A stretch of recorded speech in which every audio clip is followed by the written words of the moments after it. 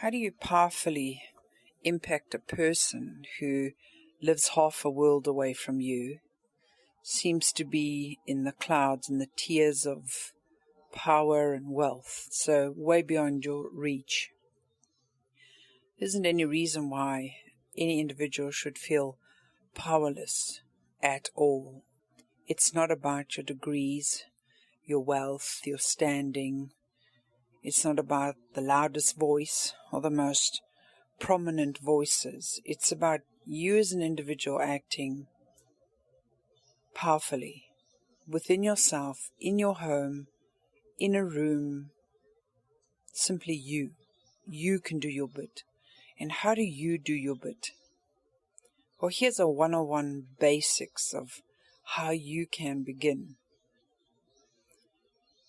If you want to impact a person out in the world who's far beyond your reach, you have to understand a few things about the makeup, the template of how this all exists. The first thing you have to remember is that whatever thoughts you are sending them, whatever emails, whatever comments, opinions, whatever you lobby at them, if it is not of a light nature, if it's not of a good nature, if it's anger, if it's retribution, if it's, blame, any of those things, whatever you lobby at them grows inside of you. It's a law of the universe. Whatever you see in another person, you grow within yourself. So how do we take this on? How do we enter into this kind of change? How can we do this? Well, the first rule to this is that whatever you send to another person, make sure one of two things. A, you're neutral.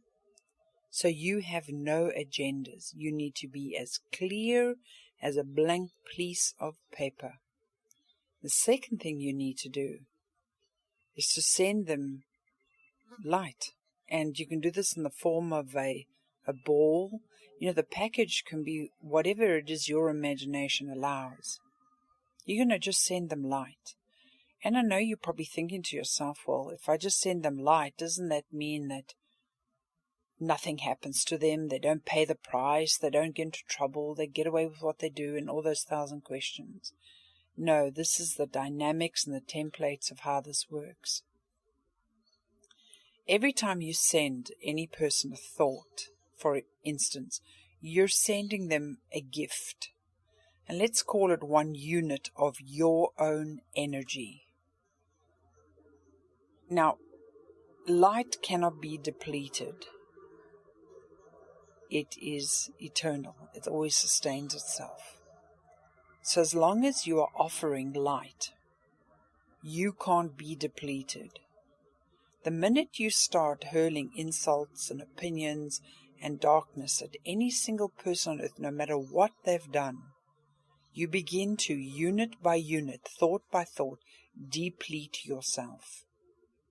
So let's work with energy while we stay strong, right? So you send them a unit of light. You can see it as a cloud. You can see it as any sort of light, a ball, an orb, a sphere, whatever it is. Send it to that person that you want to impact. Now this is what happens on the other side when you send light. They have the most beautiful opportunity, using their free will, to absorb that light and to allow the changes to their heart and to their mind to take place. And they can change as a person. 10 to 1, some of these people may not want to do that. And then another thing happens. When the gift of light that comes from you, they do not receive it. They do not accept it. This is all at the sort of subconscious, unconscious realms of reality. They refuse to accept your gift. Another thing takes place. That gift then becomes a mirror in their internal world. So they then have to live with themselves. Now, because they haven't received your gift of light, what begins to happen then is that it's like a ball that bounces around in their internal environment and highlights their own weaknesses or their own darkness. So what happens is they've actually got to live with themselves magnified. So whatever they have inside becomes magnified when they reject your gift. They internally implode themselves. This is how you do it, where there's no comeback on you. You simply offer a gift. This is 101 of any psychic or spiritual training that you'll ever find in any of the ancient mystery schools. Now what happens if you send a unit of negativity towards them? Well, you've given them some of your energy, but it bounces back, and you're going to have to deal with it too. It's called the mirror of self-reflection. Do not become what they are. If they are dark, do not become dark. Keep yourself clear and pure and neutral from all of that. Not everybody can do this, but those that are listening and those that know what I'm talking about, they'll be able to access that neutral place within them, and they will be able to send that light and be patient and watch what happens. Now, with some of these people in the planet that have been acting out in certain ways that have been detrimental to humankind, every single person on the planet who's sending insults and blame and, negativity towards them, well, you're actually just making it worse. You're sending them units of energy that they can utilize to perpetuate what they're doing.